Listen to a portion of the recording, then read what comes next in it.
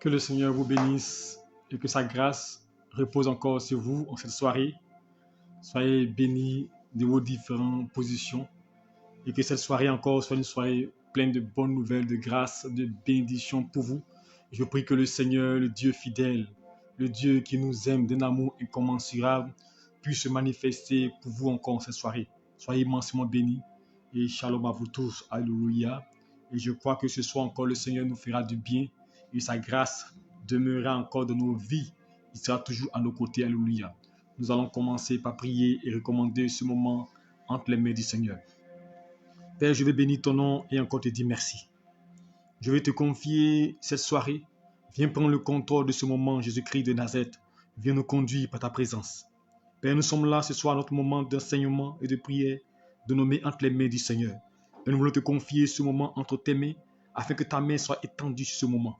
Afin que chacun, mon Dieu, puisse recevoir ta grâce, ta parole, que nous puissions recevoir la faveur divine. Je prie au nom puissant de Jésus-Christ, que ce moment soit un moment spécial, mon Dieu, dans lequel tu interviendras pour visiter, pour restaurer la vie de quelqu'un, au nom de Jésus-Christ de Nazareth. La Bible déclare, venez à moi, vous tous qui êtes chargés et fatigués, et je vous donnerai du repos. Alors je prie que ce moment soit un temps où tu passes pour visiter, pour restaurer, mon Dieu, pour restaurer la vie de quelqu'un, mon Dieu, afin de briser tout joug étranger. La Bible t'a envoyé ta parole guérit, que ta parole vienne guérir les cœurs, que ta parole vienne restaurer, mon Dieu. Je te confie ce moment, bénis ta parole et dispose nos cœurs, nos pensées à l'écoute de ta parole.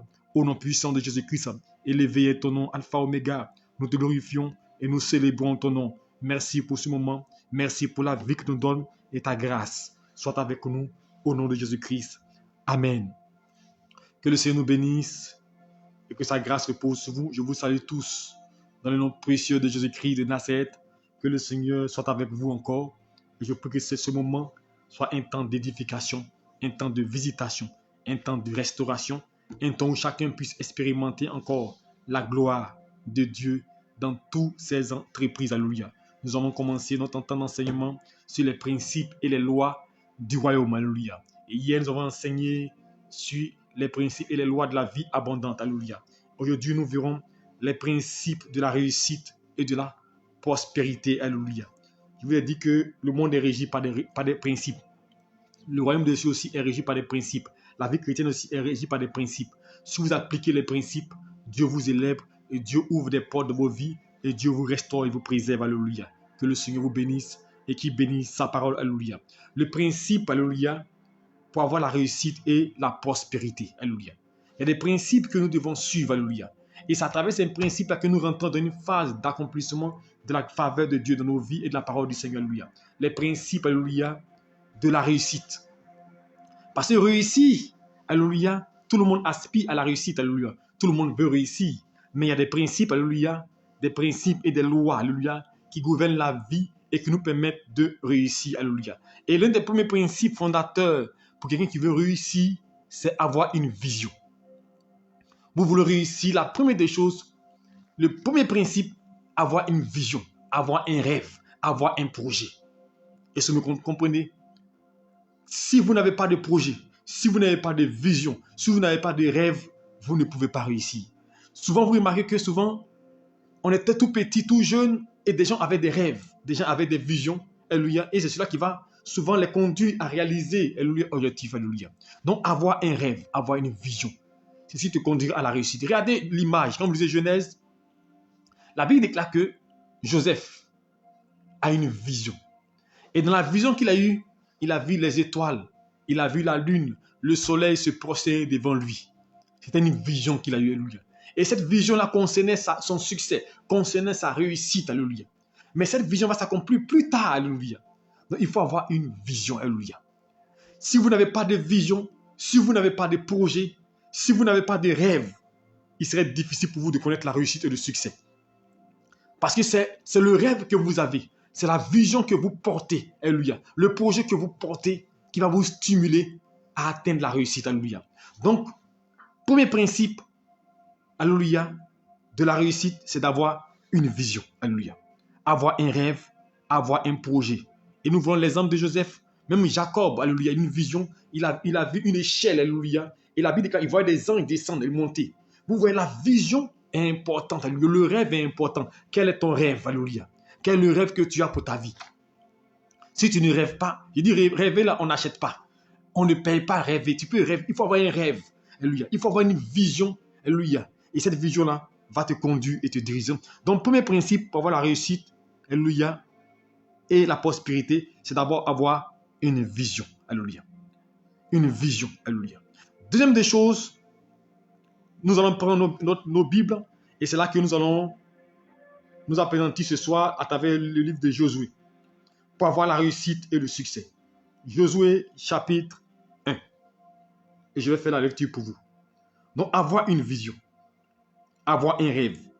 Premier principe pour la réussite. Avoir une vision, avoir un rêve.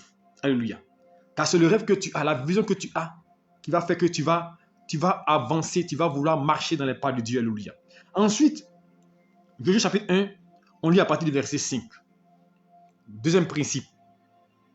Il dit, nul ne tiendra devant toi tant que tu vivras. Je serai avec toi comme j'ai été avec Moïse. Je ne te délaisserai point, je ne t'abandonnerai point. Fortifie-toi et prends courage. Alléluia. Deuxième principe. Alléluia. Deuxième principe pour arriver au succès. Deuxième principe, alléluia, pour atteindre la prospérité. Deuxième principe pour avancer dans la vie. Il faut prendre courage.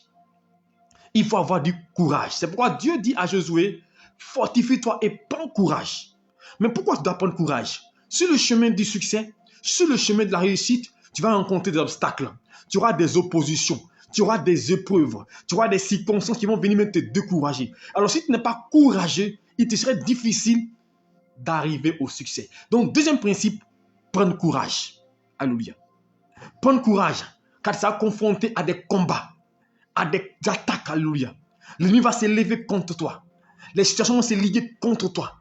Mais tu dois prendre courage. Alors Dieu savait que Josué allait passer par les difficultés. Il dit, fortifie-toi et prends courage. Parce que la marche sera longue. Alléluia. Tu seras confronté à plein de situations, événements qui vont vouloir venir te briser, te renverser. Mais quand tu prends courage, tu peux avancer.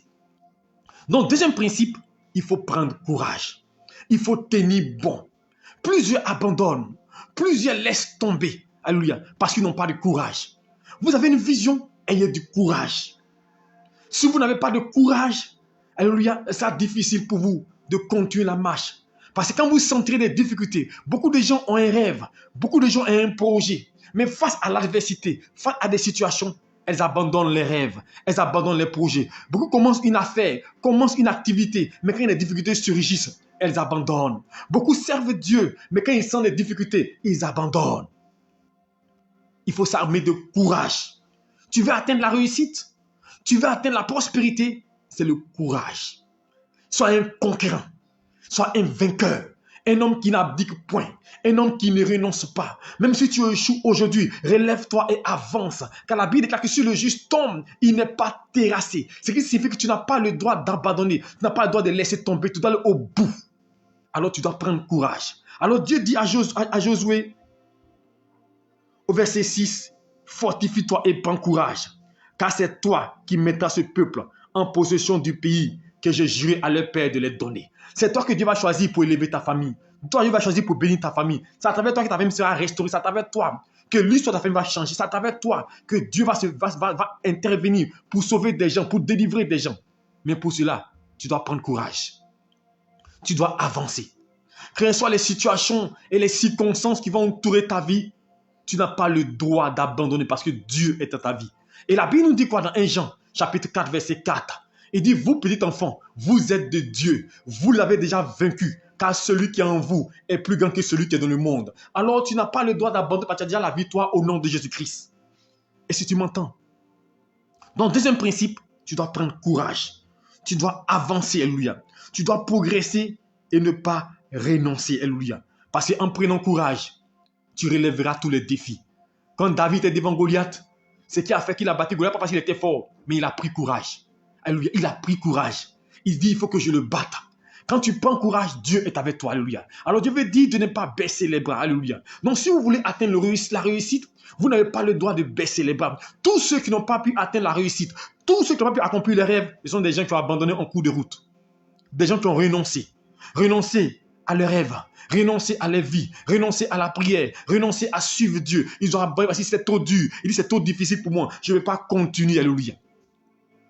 Quand vous lisez Apocalypse, le livre d'Apocalypse, quand Dieu écrit aux 7 églises, il a dit quoi? Celui qui vaincra, celui qui va tenir bon. Vous voulez avoir la réussite, le succès, la prospérité, vous devez résister jusqu'au bout. Vous devez tenir bon, alléluia. Ne pas abandonner, alléluia. Parce que avec Christ, la Bible déclare, nous ferons des exploits. Donc, deuxième principe, alléluia, pour réussir et avoir la prospérité, c'est avoir le courage, alléluia. Troisième principe, alléluia, changer ton système de pensée. Changer ton système de pensée. Alléluia. Mais tu me dis, mais pasteur, comment je peux changer mon système de pensée? Je suis né ainsi, alléluia. Mais je veux te dire une chose. Si tu ne changes pas ton système de pensée, tu ne peux pas réussir. Parce que la réussite doit d'abord être dans l'esprit. C'est pas quand vous lisez 3 Jean chapitre 1, il dit quoi? Je veux que tu prospères à tous égards et sois en bonne santé quand se prospère l'état de ton âme. Le système de pensée, alléluia. Comment tu penses, alléluia. Nous avons fait des enseignements il y a quelques semaines de cela. Nous avons parlé de la puissance de la pensée et de vaincre les pensées du diable. Je veux dire une chose. Ta pensée est l'élément majeur qui va te conduire à la réussite. Change ton système de pensée et ton langage. Troisième principe. Change ton système de pensée et ton langage si tu veux atteindre la réussite. C'est un principe. Alléluia. C'est pour l'apôtre Paul dit, nous devons quoi? Aspirer au renouvellement de l'intelligence. Le renouvellement de l'intelligence. Changer ton système de pensée. Changer ta pensée, changer ta conception, ta manière d'appréhender Dieu, ta manière de voir Dieu, ta manière de voir la vie. Il faut le changer. Tu veux réussir, c'est la manière dont tu penses que tu verras la grâce de Dieu. Ce que tu ne penses pas à ça, tu ne peux pas avoir. Alléluia. La Bible déclare que quand Dieu se révèle à Gédéon, dans Juge chapitre 6, Dieu dit, Gédéon, je t'ai choisi pour vaincre les Madianites. Il dit, Seigneur, moi je suis petit, je ne vaux rien, j'appartiens à une petite tribu. Parce que Gédéon avait une pensée d'infériorité, un complexe d'infériorité. Gédéon était une personne dont le système de pensée était limité à ce qu'il était dans sa vie physique. Mais Dieu voulait qu'il change ce système de pensée. Alors Dieu va lui dire, vaillant héros. Gédéon n'a remporté aucune bataille. Alléluia. Il n'a livré aucune guerre. Mais Dieu lui dit, vaillant héros. Parce que Dieu voulait dire, Gédéon, change ton système de pensée. Sache que je suis avec toi. Et tu es un vainqueur, tu es un conquérant. Ce que tu penses, si tu penses que tu es un héros, tu seras un héros. Si tu penses que tu vas avancer, tu vas avancer. Si tu penses que rien ne pourra t'atteindre, rien ne pourra t'atteindre. Alléluia. Donc change ton système de pensée. Tant que tu ne changes pas ta pensée, tu seras limité, tu ne peux pas connaître le succès. Donc l'un des principes aussi, au troisième principe, ta pensée. Je pense que j'ai longuement enseigné dessus. Vous pouvez trouver l'enseignement sur la puissance de la pensée et vaincre les pensées négatives. Alléluia. Alléluia. Donc changer ton système de pensée. Et changer ton langage. Je vous ai dit quand j'ai enseigné sur ces choses-là, que 2 choses fondent la vie de l'homme. La pensée et le langage. Alléluia. C'est la pensée et le langage. La Bible déclare quoi? La vie et la mort sont au pouvoir de la langue. La Bible déclare que tout ce que vous lirez sur terre sera lié dans les cieux. Donc, ce que tu penses, alléluia, ce que tu penses te détermine et ce que tu dis te détermine. Alléluia. Ta parole va te déterminer, alléluia. Comment tu parles sur ta vie. Si tu as un langage défaitiste, je ne vais pas me marier, je ne vais pas avancer, c'est dur, c'est compliqué, le pays est dur, il n'y a rien même, c'est chaud. Mais ce que tu dis va agir, ce que tu dis va se compliquer. Comme je n'ai pas de travail là, je ne pourrai pas réussir. Comme je n'ai pas de travail là, je ne peux pas m'en sortir. Mon frère, c'est Dieu qui bénit. Si tu penses, si tu as un langage positif, Dieu interviendra. Tu veux réussir, change ton système de pensée. Change ton langage. Alléluia. Change ton langage et tu verras que la réussite te suivra. Alléluia. La réussite t'accompagnera. Alléluia. Donc, troisième principe, alléluia, changer son système de pensée et ton langage. Ton langage. Parce que le troisième principe. Et donc, chapitre 13, vous pouvez le lire en voyant lorsqu'ils sont allés dans le pays. Et de quoi? Pour aller explorer le pays de Canaan. Quand ils sont arrivés là-bas, ils ont vu les géants. Ils ont vu des grands là-bas. Des gens qui pouvaient les battre. Ces 10 espions ont commencé quoi? À avoir une pensée négative, à avoir un langage défaitiste. Ils vont nous tuer, ils vont nous battre. Mais Josué et Caleb ont eu un système de pensée positive pour dire on peut les vaincre, on peut remporter la bataille, on peut avoir la victoire. Dieu est avec nous. Et le système de pensée a fait que ce sont les 2 seulement qui sont montés quoi? À Canaan. Ce sont les 2 qui ont eu le succès et la réussite. Alléluia. Donc, troisième principe, changer son système de pensée et son langage. Alléluia. Quatrième principe, avoir la connaissance. Tu veux réussir, il te faut la connaissance. Si aujourd'hui nous sommes médiocres, si aujourd'hui nous ne voulions pas, c'est parce que nous n'avons pas la connaissance. J'ai enseigné ici, on peut payer par manque de connaissances. Vous pouvez aussi le voir, l'enseignement, c'est ici YouTube, c'est ici notre page. Alléluia. La connaissance est fondateur. Et la réussite et la prospérité, il faut avoir la connaissance. Vous voulez entreprendre une activité, ayez la connaissance. Vous voulez mettre un projet, ayez la connaissance. Il dit, mon peuple périt par manque de connaissance. Donc, si mon peuple périt par manque de connaissance, c'est que la connaissance permet la croissance, permet l'évolution, permet d'avancer, alléluia, avec Dieu. Donc, il nous faut la connaissance. Et c'est ce que Dieu aussi va dire dans le livre de Josué. On va voir l'importance de la connaissance. Alléluia. Josué, chapitre 1 encore. Alléluia.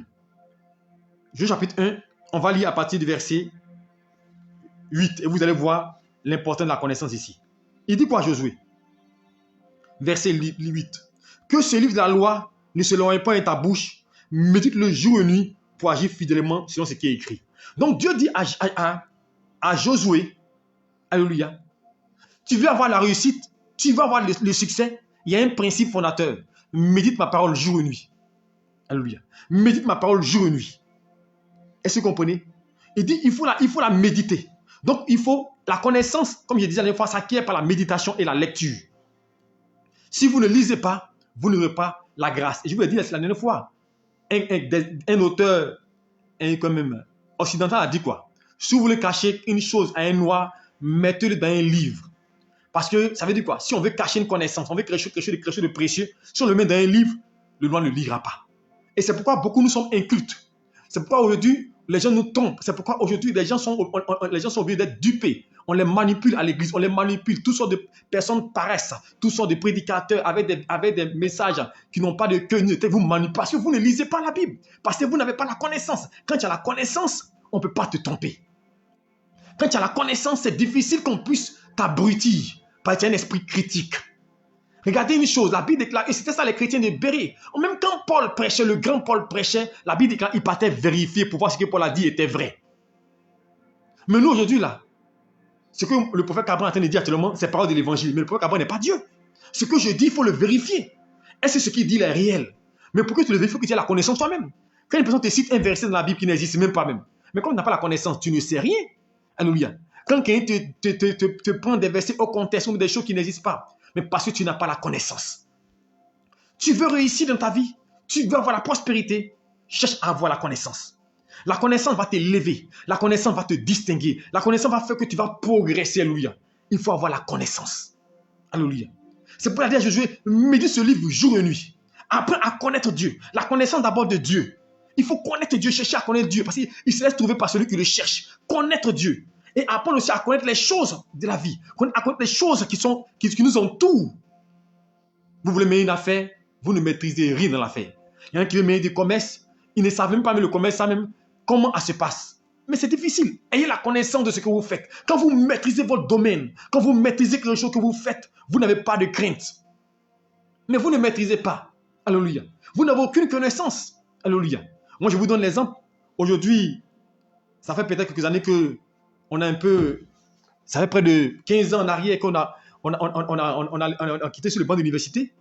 Mais aujourd'hui, quand vous me posez la question des choses, parce que j'ai fait production audiovisuelle, j'ai un master, mais on a fait production, caméra, production, toutes ces choses. Mais aujourd'hui, cette connaissance que j'avais qu'au départ, je vois un film, je vous dis, faites tel plan rapproché taille, plan rapproché poitrine, un travelling. Mais aujourd'hui, ce sont des choses que quoi? J'ai perdu. Mais pourquoi? Parce que je ne lis plus couramment, parce que je n'étudie plus cela. Parce qu'aujourd'hui, bon, je suis prédicateur de l'évangile, alléluia.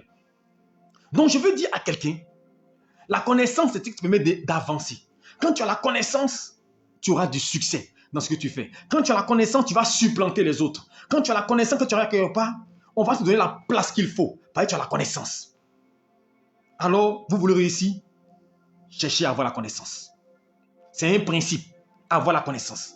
À l'école, ceux qui connaissent, ceux qui apprennent, alléluia. Quand on va à l'école, celui qui maîtrise la mathématique, qui maîtrise la philosophie, qui maîtrise les choses, qui réussit. Mais toi qui accompagnes les autres à l'école, quand le maître finit d'enseigner, toi tu t'en vas. Tu ne prends aucune note. Mais c'est difficile, tu ne fais aucune recherche.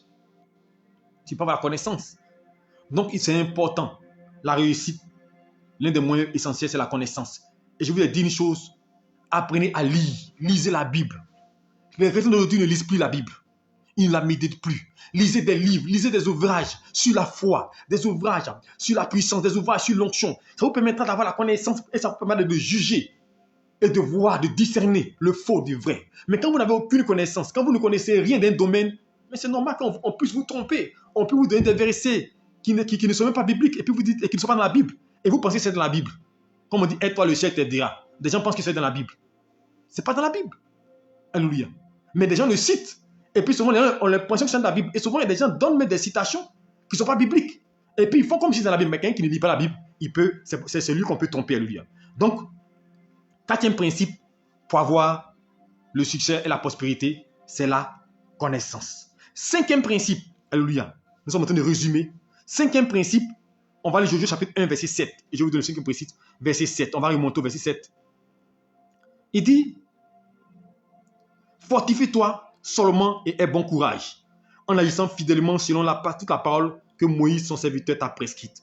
Ne t'en détourne ni à droite ni à gauche, afin de réussir dans tout ce que tu entreprendras. Est-ce que vous comprenez? Il dit, ne t'en détourne ni à gauche ni à droite, afin de réussir dans toutes tes entreprises. Tu veux réussir? Cinquième principe, il faut être focalisé sur ton projet. Focalisé, alléluia, sur ta vision. Focalisé sur ton but. Reste focalisé et fidèle. Aujourd'hui, beaucoup de gens ne réussissent pas. Pourquoi? Ils veulent faire plusieurs choses en même temps. Ils ont plusieurs projets en même temps. D'autres, ils veulent vendre igname. Après, ils veulent faire un commerce de voitures. Après, non, ils veulent faire champ. Non, après, non, ils veulent cabine téléphone. Lui, il est sur plein de projets en même temps. Mon frère, quand tu n'es pas focalisé, c'est difficile que tu réussis. Tu veux réussir, reste focalisé, focus sur un sujet. Il dit à Josué, alléluia, ne te détourne ni à gauche ni à droite. Alléluia. Afin que tu réussisses dans tout ce que tu entreprendras. Si tu veux réussir, il faut être focalisé sur la vision, sur l'objectif qui t'est dédié. Avance dans ton projet. Tu veux avoir tes papiers, tu es en extérieur, focalise-toi dessus. Ton jeûne, ta prière, ta méditation, tes offrandes, tes dons, tout ce que tu fais doit être lié à ça. Est-ce que vous comprenez? Il faut te focaliser. Tu veux te marier, tu dois te lier à ça. Alléluia. C'est important. Il faut te focaliser sur ton but.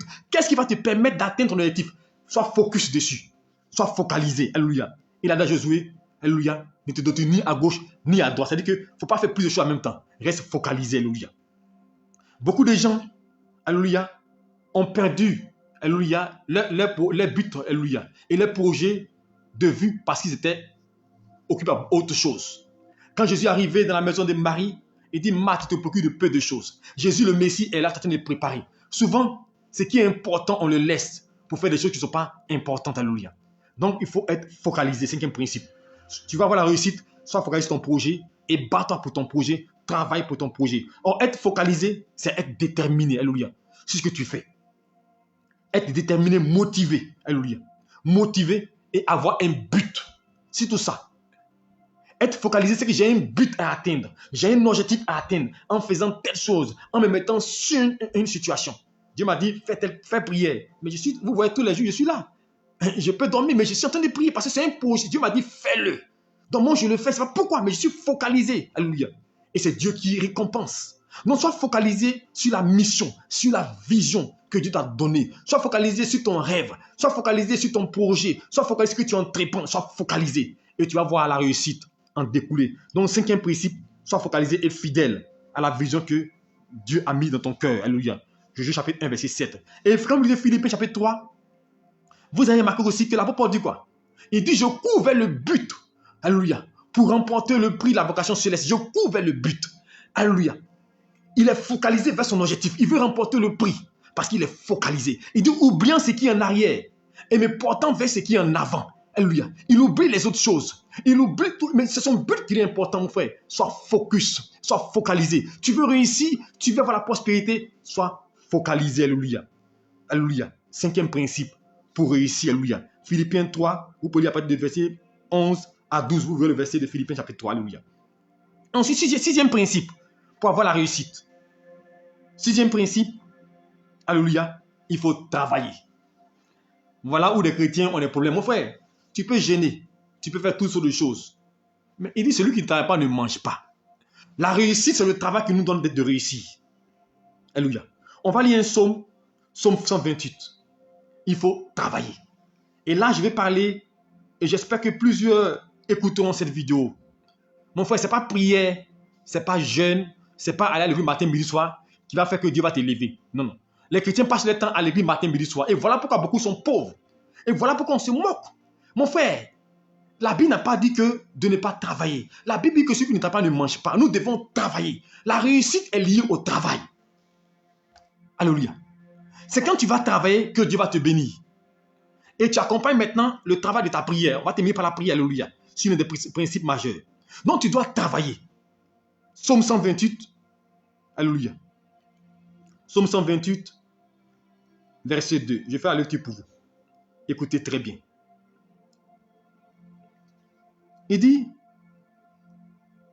tu jouis alors du travail de tes mains, tu es heureux, tu prospères. Est-ce que tu comprends? Tu jouis du travail de tes mains, tu es heureux et tu prospères. Nous sommes arrivés à un stade, les gens sont trop paresseux. Les gens passent le temps. Et du lundi au dimanche, ils sont assis à l'église, en train de prier. Chrétien, tu ne vas jamais réussir. C'est moi qui te dis, tu ne vas pas réussir. Il faut passer ton temps du lundi au dimanche, tu ne vas pas réussir. Parce que tu es paresseux. Aujourd'hui, l'église est paresseuse. Les chrétiens sont paresseux. Certains chrétiens plutôt. Pas tout le monde. Les gens n'aiment pas se battre. Les gens n'aiment pas travailler. Mon frère, le travail, ce n'est pas d'un bureau. Le travail, ce n'est pas forcément qu'on a des diplômes. On peut travailler avec nos 10 doigts. On peut entreprendre, on peut faire une affaire, on peut vendre. Il faut travailler. Tu veux réussir, tu veux avoir du succès, il faut travailler. Car la réussite est liée au travail.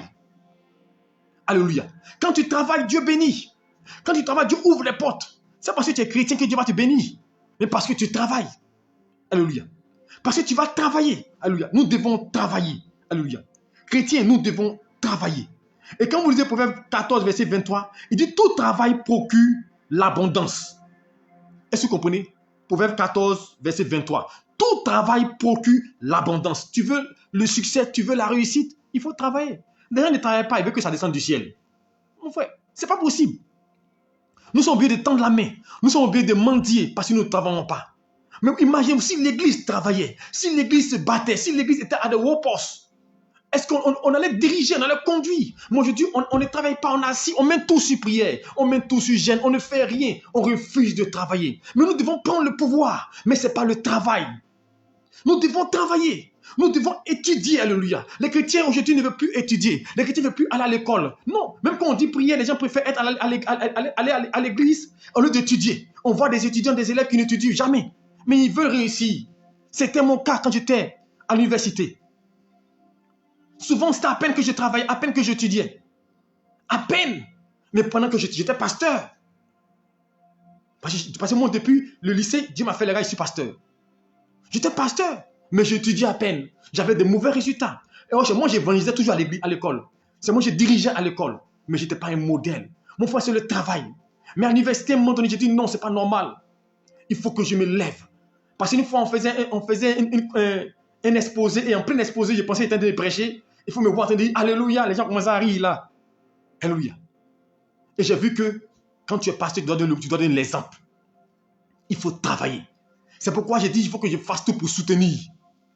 Et ils se sont battus par la grâce de Dieu. Et on a eu le master avec une mention. Alléluia. Donc je veux dire à quelqu'un, il faut travailler. Chrétiens, nous devons travailler. Nous devons posséder. Aujourd'hui, en Côte d'Ivoire, le jour que les gens décident qu'on parle à l'église, ils peuvent le décider. Parce que le transport en commun est pour des personnes. Le jour, ils sont occupés. Le jour, ils font une grève.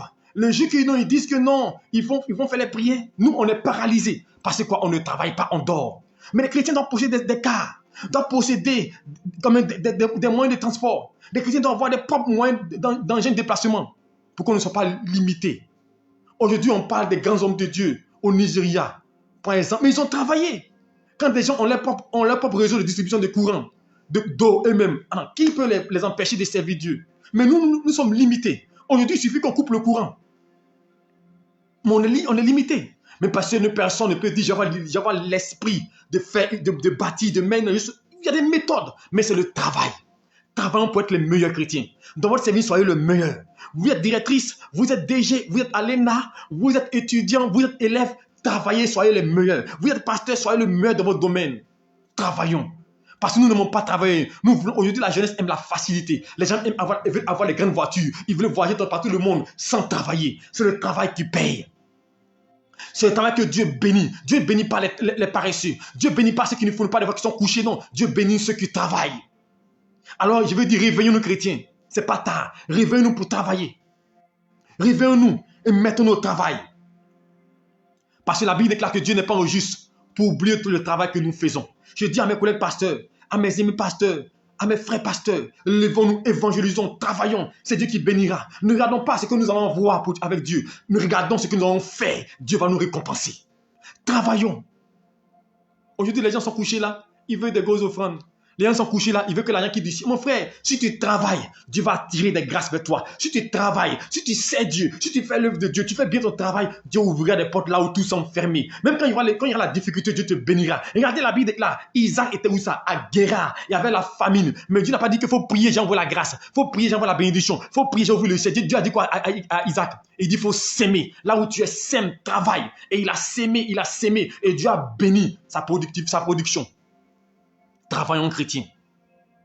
Sortons de la pauvreté, de la misère. Sortons de tout ce qui est pauvreté. Par la paresse. Parce que nous sommes paresseux. Nous avons trouvé un argument. Prier. Il y a des gens qui n'ont pas envie de travailler. Ils sont sur l'église. Mon frère, il ne faut pas te blaguer. Tu n'auras rien. Tu veux du travail, tu as des dossiers. Promène-toi. Va déposer tes dossiers. C'est ça que tu vas voir. Tu veux, dépose, tape. Tu sais, envoie plein de demandes de dossiers, plein de demandes de travail. Envoie seulement. Un jour, quelqu'un va t'appeler. Dieu veut ceux qui travaillent. Alors, le secret, l'un des principes majeurs de la réussite, c'est le travail. L'un des principes fondamentaux de la réussite, c'est le travail. Un homme qui travaille réussit. Aujourd'hui, on envie des personnes. Mais elles ont travaillé pour être là où ils sont. Des gens ont travaillé, ils sont partis avoir le master, avoir le doctorat, avoir le PhD. Ils sont économistes. Et puis ils ont travaillé pour arriver là. Pendant ce temps, des gens font école missionnaire, des gens se promenaient. Mon frère, le travail paye. Dieu récompense le travail. Dieu récompense le travail. Alors je vais dire à quelqu'un, tu veux connaître la réussite? Apprends à travailler. Apprends à travailler. Lève-toi. Quand tu travailles, Dieu bénit. Et la prière, quand vous dites de ton verset 28, tu dis quoi? Je te bénirai dans les champs. Mais dans les champs, là, on ne prie pas là-bas. Je te bénirai dans la ville. Ton menu bétail sera béni, ton gros bétail sera béni. Mais quand Dieu dit ça, il parle de quoi? Du fruit de tes mains, du travail. Mais pourquoi aujourd'hui nous refusons de travailler? Des gens, ils veulent prier, puis ça descend du ciel. À tel instant, aujourd'hui, on est friand. Avec un peu de moyens. Avec 20 000, avec 50 000 francs, tu peux faire une affaire, mener un projet. Mais les gens, ils ont de l'argent, non. Mais tout à l'heure, on dit non que il y a un endroit où on met 100 000 francs pour avoir 1 million. Ils vont courir pour les mettre là-bas. Parce qu'on est partisan du moins d'efforts. On est partisan de la facilité. Voilà pourquoi Satan a séduit beaucoup d'entre nous aujourd'hui. Voilà pourquoi Satan aujourd'hui attend d'avoir beaucoup de personnes qui prennent des feux étrangers, qui sont obligés de se compromettre parce qu'elles n'aiment pas travailler. Mon frère, si tu travailles, tu seras récompensé. Si tu travailles, Dieu bénira les fruits de tes efforts. Si tu travailles, Dieu ne t'abandonnera pas. Alors je vais dire à quelqu'un, l'un des principes fondamentaux et majeurs, il faut le crier, c'est le travail. Dieu aime ceux qui travaillent. Dieu aime ceux qui se lèvent matin, qui vont te chercher, qui vont se battre. Pas ceux qui dorment et qui attendent. Travaillons et nous verrons la grâce de Dieu. Alléluia. Sixième principe pour avoir la réussite et le succès. Le travail. Alléluia. Ensuite, septième principe. Septième principe pour avoir la réussite et la prospérité. Apprenez à gérer votre temps. Apprenez à gérer votre temps. Souvent, il y a des gens, le temps là, ils jouent avec le temps. Surtout en Afrique où nous sommes, et en Côte d'Ivoire en particulier. On dit le culte commence à 8h30. On dit 8h30. On va s'amener à 9h, 10h. Et ça fait qu'aujourd'hui même, plusieurs pasteurs même sont obligés de suivre la mouvance des fidèles. Moi, j'ai dit une chose. On dit moi à 8h30. Vous commencez à 8h30.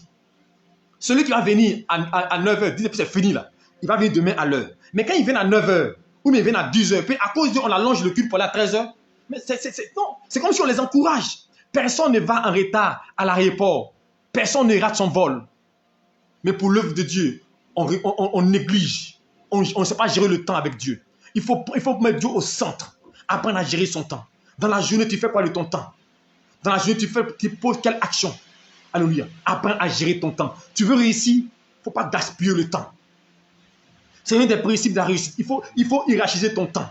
Voilà ce que tu dois faire à telle période, à telle date. Il ne faut pas tourner en rond et ne rien faire. Apprends à gérer le temps, chrétien. Tu veux réussir, gère ton temps. En 24 heures, tu fais comment? Tu as combien de temps pour travailler? Combien de temps pour te reposer? Il faut gérer. Regardez une chose. Même quand Dieu peut créer le monde, il a géré son temps. Dieu pouvait créer toutes choses le même jour ou bien? Dieu pouvait créer la terre, le ciel, les animaux, l'homme, tout ça le même jour ou bien? Mais Dieu qui est Dieu nous montre comment on doit gérer notre temps. Il ne faut pas faire tout, il ne faut pas vouloir tout faire en même temps. Il faut gérer son temps. La Bible, il a créé le premier jour d'abord quoi? Le ciel. Il a fait toutes choses dans quoi? Dans un délai. Premier jour, deuxième jour, troisième jour, quatrième jour, cinquième jour, sixième jour. Parce qu'il faut gérer le temps. Quand vous voulez réussir dans la vie, si vous ne savez pas gérer votre temps, sachez hiérarchiser votre temps, vous perdez beaucoup de grâce, vous perdez beaucoup d'opportunités. On donne rendez-vous, on te dit, viens à 10h pour un rendez-vous, tu viens à 11h. Mais le partenaire, il est parti. Apprenons à gérer le temps. Apprenons à faire attention à notre temps. Et c'est quand nous le ferons que nous verrons la bénédiction de Dieu découler, alléluia. Donc je veux dire à quelqu'un ce soir, gère ton temps. Comment tu gères ton temps? Aujourd'hui, nous passons plus de temps devant la télévision, devant Facebook, devant les réseaux sociaux.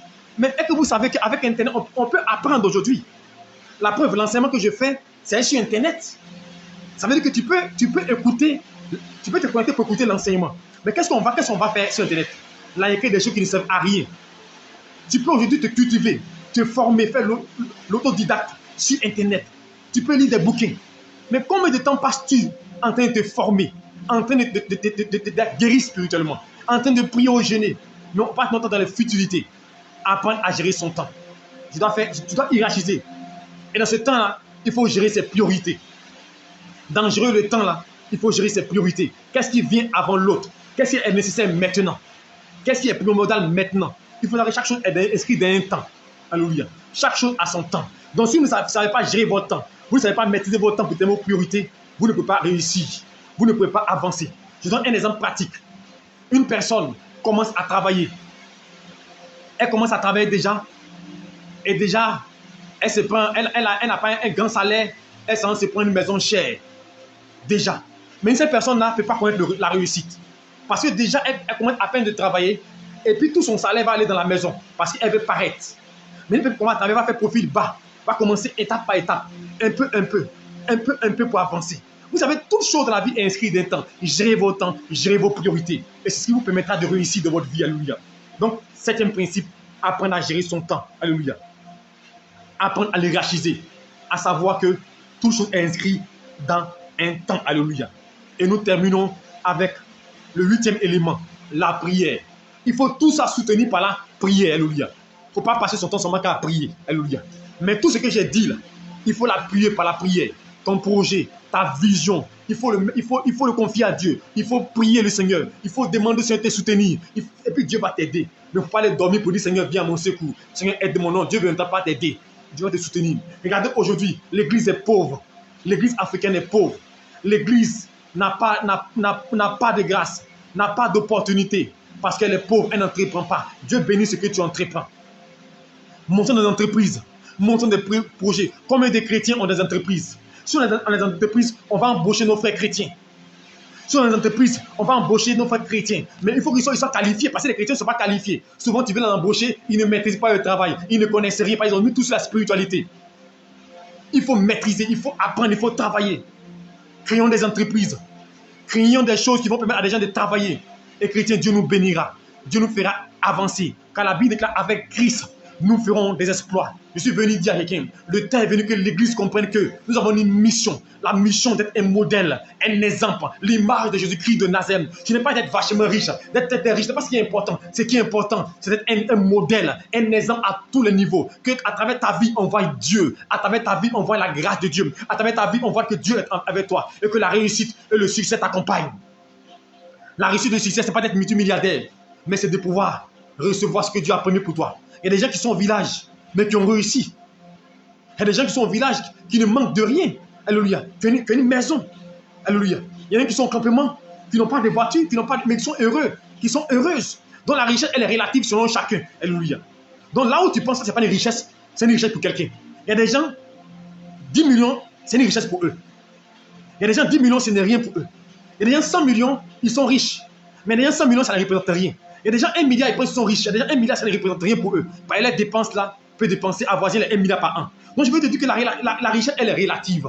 Ce qui est important, ce qui est nécessaire, c'est que tu puisses être dans le projet de Dieu, dans le plan de Dieu, et toujours prier pour confier ta vie dans les mains de Dieu. Et je t'assure, la Bible déclare que ceux qui se confient en l'Éternel ne seront jamais confondus. Chrétiens, il est temps. Appelons sur Dieu et lèvons-nous. Quand la Bible lève-toi, car ta lumière arrive.